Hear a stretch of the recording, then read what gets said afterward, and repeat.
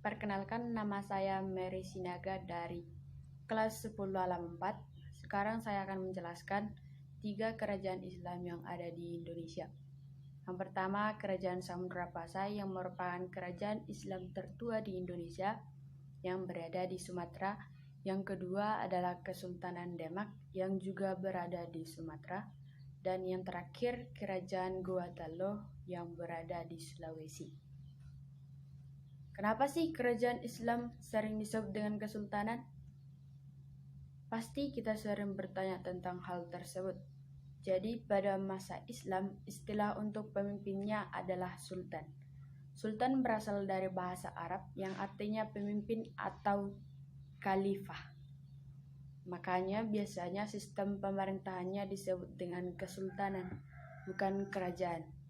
Kan tetapi kesultanan dan kerajaan ini menurut saya sama saja karena keduanya tetap memiliki sifat pemerintahan yang turun-temurun.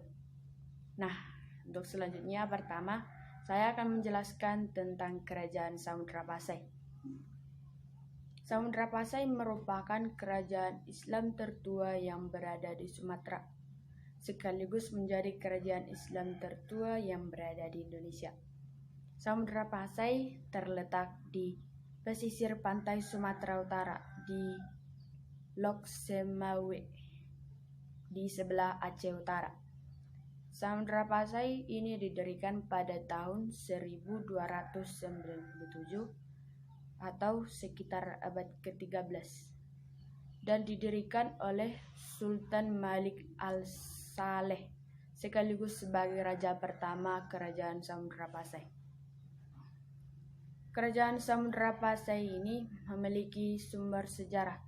Sumber sejarah Kerajaan Samudra Pasai dibagi menjadi 2. Yang pertama sumber eksternal, yang kedua sumber internal. Yang pertama sumber eksternal adalah sumber yang berasal dari luar Nusantara. Yang pertama berita Marco Polo, di mana di dalam berita Marco Polo ini dijelaskan bahwa pada abad ke-13 Marco Polo sudah melihat kehidupan Islam yang ada di tepi pantai timur dari Sumatera. Yang kedua adalah catatan dari Ibnu Battuta. Dalam catatan ini dijelaskan bahwa ada utusan dari Kliwon yang berasal dari Samudra Pasai melihat tentang perkembangan atau kehidupan dari kerajaan Islam di Sumatera. Yang kedua sumber internal, yaitu sumber sejarah yang berasal dari dalam Nusantara. Yang pertama dan yang paling utama yang sering kita dengar yaitu ditemukannya batu nisan Sultan Malik Al-Saleh yang berangka 1297 Masehi, yang merupakan raja pertama dari kerajaan Samudra Pasai. Yang kedua adalah Hikayat Raja-Raja Samudra Pasai yang ditulis oleh Hamzah Pansuri, yang menceritakan bagaimana kehidupan dari raja-raja di Samudra Pasai tersebut. Nah, sekarang saya akan menjelaskan siapa saja raja-raja yang memerintah kerajaan tertua di Indonesia. Yang pertama adalah Sultan Malik As-Saleh sebagai pendiri sekaligus raja pertama yang memerintah pada 1285 sampai 1297. Yang kedua, Sultan Muhammad Malik Az-Zahir pada tahun 1297 sampai 1326. Nah, apa yang terjadi pada masa pemerintahan beliau? Pada masanya, ia berhasil memperluas wilayahnya sampai ke wilayah Perlak. Jadi pada masa pemerintahannya Sultan ini berhasil memperluas wilayah dari Samudra Pasai. Yang ketiga Sultan Malik As-Sahir, ia memerintah sampai tahun 1383. Pada masa pemerintahannya ia berhasil menjalin hubungan perdagangan dengan luar negeri, yaitu ada 2 negara, yang pertama India, yang kedua Arab. Yang keempat Sultan Zainal yang memerintah sampai tahun 1405. Kemudian Sultan Risyah.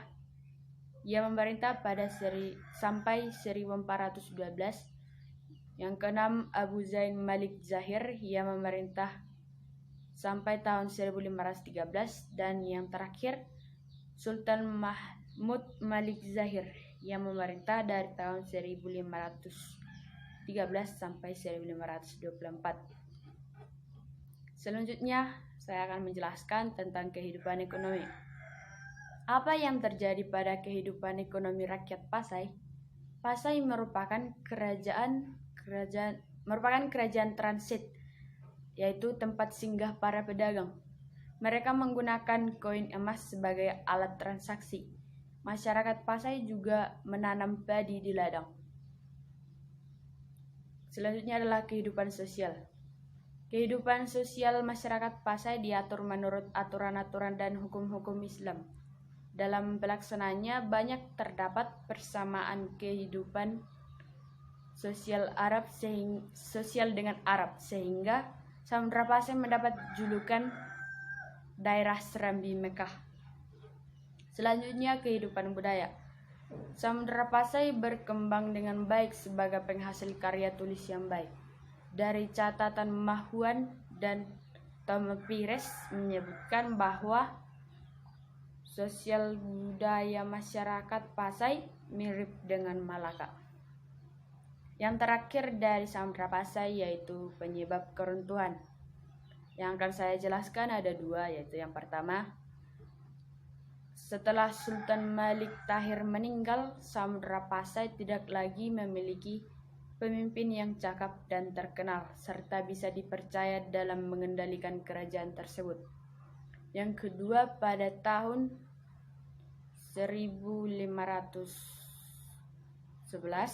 setelah Malaka dikuasai Portugis, Samudra Pasai semakin melemah dan pada akhirnya dikuasai kerajaan Aceh pada tahun 1524. Nah, demikianlah pembahasan tentang kerajaan Samudra Pasai. Yang kedua, saya akan membahas tentang Kesultanan Demak. Kesultanan Demak merupakan kesultanan pertama yang besar yang berada di Pulau Jawa. Kesultanan Demak ini terletak di tepi laut Kampung Bintara. Kesultanan Demak didirikan pada abad 15 atau sekitar tahun 1500. Kesultanan besar ini didirikan oleh Sultan Alam Akbar Al-Fatah. Yang ketiga, sumber sejarah. Sumber sejarahnya ada 7. Yang pertama, Masjid Agung Demak. Sumber sejarah atau peninggalan ini dibangun pada masa pemerintahan Raja Demak yang pertama, yaitu Raden Fatah, yang dibantu oleh para wali dan sunan. Bangunan ini merupakan disebut juga akulturasi antara budaya Islam dengan Hindu-Buddha. Sumber sejarah yang kedua yaitu Pintu Bledek. Yang ketiga, Saka Tatal dan Saka Guru. Saka Tatal ini pasti kita pernah mendengar karena kita pernah menjumpainya di soal ujian semester kita. Saka Tatal merupakan bagian dari Masjid Agung Demak, di mana salah satu tiang utamanya terbuat dari pecahan-pecahan kayu. Yang keempat, beduk dan kentongan, sejenis alat musik atau alat yang bisa menghasilkan bunyi. Yang kelima, maksurah. Yang keenam, dampar kencana. Dan yang ketujuh, piring campak. Selanjutnya, kehidupan politik. Kehidupan politik di sini saya akan menjelaskan raja-raja yang memerintah. Yang pertama adalah Raden Fatah sekaligus pendiri dari kerajaan Kesultanan Demak ini. Ia memerintah dari tahun 1500 sampai 1518. Pada masa pemerintahannya, ia pernah mengutus seorang adipati yang bernama Adipati Unus untuk melakukan penyerangan terhadap Portugis yang menyerang Malaka pada tahun 1511. Di mana ketika Portugis menguasai Malaka yang katanya kaya akan rempah-rempah, perdagangan antara Malaka dan Demak menjadi terganggu, sehingga pasti berdampak pada kehidupan ekonomi. Raja yang kedua yaitu Adipati Yunus, memerintah dari tahun 1518 sampai 1521. Adipati Yunus memimpin kerajaan Demak dan membuat jalur perdagangan bagi beberapa wilayah. Adipati ini berhasil membawa Demak menjadi kerajaan yang besar. Pada pemerintahan raja inilah ia membangun jalur perdagangan di beberapa wilayah semakin besar. Tetapi Adipati Yunus tidak memerintah dalam jangka waktu yang begitu lama, karena dalam usia muda ia sudah meninggal dan tidak meninggalkan putra mahkota. Putra mahkota itu kita pasti sudah tahu, putra mahkota merupakan keturunan yang akan melanjutkan kekuasaan dari ayahnya atau orang tuanya. Yang ketiga adalah Sultan Trenggono yang memerintah tahun 1521 sampai 1546.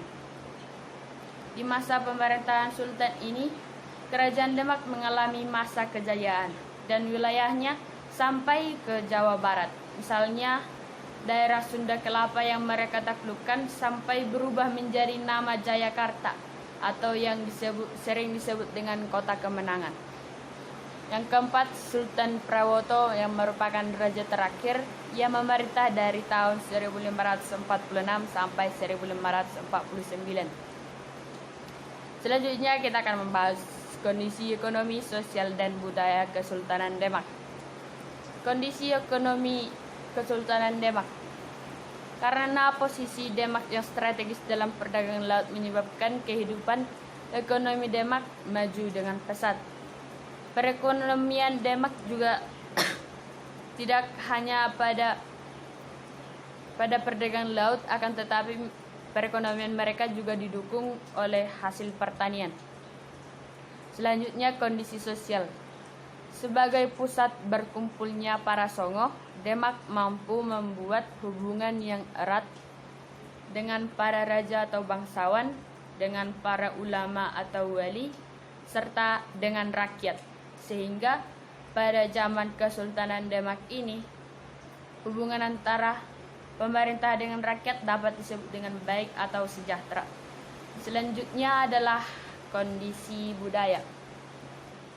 Kehidupan masyarakat Demak berjalan dengan baik. Norma-norma dan tradisi yang lama tidak cepat berlalu karena masyarakat Demak dapat menjaga kebudayaan tersebut. Misalnya Masjid Agung Demak yang masih tetap berdiri sebagai lambang kebesaran Kerajaan Demak merupakan hasil kebudayaan dari Kesultanan Demak yang telah mereka jaga. Kemudian terakhir, penyebab keruntuhan. Penyebab keruntuhan Kerajaan Demak ada dua. Yang pertama, terjadi perebutan tahta kerajaan setelah wafatnya Sultan Trenggana yang merupakan raja dari Kesultanan Demak.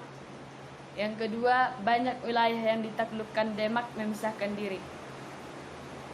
Sehingga karena sedikit demi sedikit daerah yang ditaklukkan oleh Demak tersebut memisahkan diri, maka lama-kelamaan Kerajaan Demak semakin lemah dan semakin kecil, sehingga Demak tidak bisa lagi mempertahankan kebesarannya. Terakhir, Kesultanan Goa Tallo atau disebut juga Kesultanan Makassar. Sebelumnya ada beberapa kerajaan yang berdiri sendiri di Sulawesi. Contohnya Kerajaan Goa, Tallo, Bone, Sopeng, Wajo, dan lain-lain. Kerajaan tersebut bersekutu membentuk keinginan masing-masing. Nah, pada tahun 1528, Goa dan Tallo bersekutu dan memunculkan Kerajaan Goa Tallo atau Kerajaan Makassar. Nah, Kerajaan Goa Tallo ini sebenarnya bukan satu kerajaan, akan tetapi mereka itu dua kerajaan, yaitu Goa dan Tallo. Kemudian mereka bersatu dan membentuk persekutuan, dan sehingga terbentuklah kerajaan yang bernama Goa Tallo atau disebut juga dengan Kerajaan Makassar. Perlu kita ketahui, kerajaan Goa Tallo ini juga bukan kerajaan Islam sejak ia berdiri. Akan tetapi pada masa pemerintahan Raja Makassar yang bernama Daeng Mandradia, raja tersebut memeluk agama Islam pada tahun 1607 Masehi, sehingga karena sebuah kerajaan atau kesultanan itu cenderung terpengaruh oleh pemimpinnya, maka dengan memeluk agama Islam raja tersebut, maka otomatis rakyatnya juga akan memeluk agama Islam tersebut. Dan setelah dain tersebut memeluk agama Islam, namanya berubah menjadi Sultan Alauddin. Nah, maka kerajaan Gorontalo ini dapat kita simpulkan bahwa kerajaan Gorontalo ini didirikan oleh Sultan Alauddin. Kerajaan Gorontalo ini terletak di Sulawesi Selatan, didirikan pada abad ke-16. Selanjutnya adalah sumber sejarah. Sumber sejarah Kesultanan Gorontalo ini ada 6. Yang pertama, catatan Tome Pires, yang mana dalam catatannya yaitu Suma Oriental menjadi acuan utama terkait kebenaran sejarah kerajaan Gorontalo di Sulawesi Selatan. Yang kedua, batu atau kompleks makam raja-raja. Kemudian Istana Balalampoa milik kerajaan Gorontalo. Kemudian Masjid Batangka, dan yang terakhir Benteng Ujung Pandang. Selanjutnya saya akan menjelaskan tentang kehidupan politik. Yang pertama adalah Sultan Alauddin sebagai raja pertama dan pendiri. Ia memerintah sampai tahun 1639. Yang kedua, Sultan Malikus Said. Ia memerintah sampai tahun 1653. Yang ketiga, Sultan Hasanuddin. Ia memerintah sampai tahun 1669. Pada masa pemerintahan Sultan Hasanuddin inilah puncak kejayaan dari Kesultanan Gorontalo. Ia berhasil menambah wilayah kekuasaannya hingga ke Flores dan Pulau Sohor, Nusa Tenggara. Kemudian kerajaan kecil seperti Wajo, Bone, Luwu, dan Sopeng berhasil dikuasai oleh Gorontalo. Yang ketiga, perjuangan Sultan Hasanuddin dalam mempertahankan kedaulatan Gorontalo pada saat mengalami penjajahan oleh VOC. Dan raja yang terakhir yaitu Sultan Amir Hamzah yang memerintah tahun 1669 sampai 1674. Selanjutnya kehidupan ekonomi. Kehidupan ekonomi Gorontalo ini berkembang pesat karena letaknya sangat strategis. Gorontalo memiliki pelabuhan banyak yang disinggahi pedagang asing. Kesultanan Gorontalo juga memiliki komoditas seperti beras, daging, dan kapur barus. Selanjutnya kehidupan sosial. Masyarakat Makassar atau Gorontalo mulai mengenal pelapisan sosial, di mana pelapisan sosial ini terdiri dari 3 lapisan sosial masyarakat. Yang pertama, lapisan atau golongan bangsawan yang disebut anak karung. Yang kedua, rakyat biasa atau yang disebut dengan Tomaradeka. Yang ketiga, lapisan bawah atau hamba sahya yang disebut Ata. Kemudian kehidupan budaya masyarakat Makassar. Kehidupan masyarakat Gorontalo ini sangat terikat dengan norma adat yang dianggap sakral. Norma tersebut diatur berdasarkan adat dan agama Islam yang disebut sebagai pangadakam. Mereka juga menghasilkan benda-benda budaya yang berkaitan dengan dunia pelayaran, karena mereka merupakan negara yang letaknya strategis dan berhubungan dengan dunia pelayaran, dan jenis kapal yang dikenal dengan nama pinisi dan lombok. Selanjutnya penyebab keruntuhan.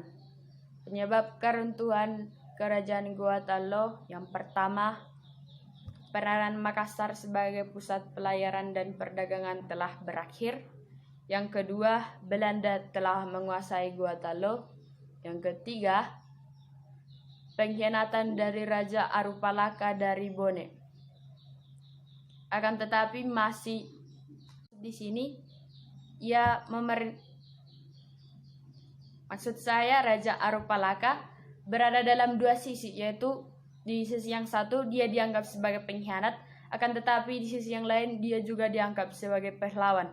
Akan tetapi dalam penyebab keruntuhan ini, Raja Arupalaka dari Bone ini telah mengkhianati kerajaan Gorontalo sehingga menjadi salah satu penyebab kerajaan Gorontalo tersebut runtuh. Dan yang terakhir, adanya perjanjian Bongaya yang melemahkan Makassar. Isi sebenarnya dari perjanjian Bongaya ini adalah deklarasi kekalahan Goa dari VOC, serta isinya tentang pengesahan monopoli oleh VOC untuk perdagangan, yang dimana sejumlah barang di pelabuhan Makassar itu dimiliki oleh VOC. Demikianlah tentang 3 kerajaan Islam di Indonesia. Yang pertama, Kerajaan Samudra Pasai yang merupakan kerajaan Sumatera dan Indonesia. Yang kedua, Kesultanan Demak. Yang ketiga, Kerajaan Gorontalo yang berada di Sulawesi. Demikianlah yang dapat saya jelaskan. Terima kasih dan semoga bermanfaat. Dan terakhir, jaga kesehatan dan stay at home. Terima kasih.